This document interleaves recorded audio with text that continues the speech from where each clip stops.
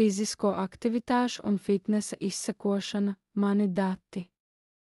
Modulis 6. Fiziskā aktivitāte ir ķermeņa kustības, ko veic muskuļi un kurām nepieciešama papildu enerģija salīdzinājumā ar miera stāvokli. Fiziskā sagatavotība ir cilvēka spēja veikt ikdienas vai sporta aktivitātes, izmantojot savas kustību prasmes un spēku. Fiziskā sagatavotība ir ķermeņa sistēmu spēja efektīvi darboties, samazinot slimību risku un ļaujot veikt dažādas ikdienas aktivitātes.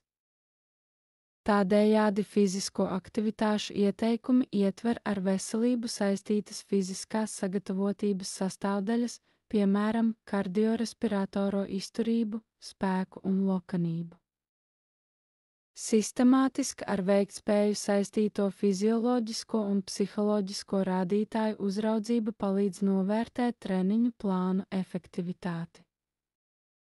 Tādējādi ķermeņa sastāva novērtējumā jāietver ķermeņa svars, augums un ķermeņa masas indeks, kas tiek aprēķināts, dalot ķermeņa svaru ar augumu kvadrātu un ir viens no kritērijiem sirds un asinsvadu slimību riska novērtēšanai. Fiziskās sagatavotības novērtējumā jāiekļauj lokanība, spēks un kardiorespiratorā izturība. Balstoties uz šo parametru novērtēšanas datiem, kā arī sportista vēlmēm, vingrinājumu fiziologs izstrādās vingrojumu plānu. Treniņa mērķis būs uzlabot novērtētos rādītājus. Pirms regulāras treniņu programmas uzsākšanas ir jānovērtē fiziskā sagatavotība, lai pielāgotu vingrojumu plānu katra cilvēka stāvoklim.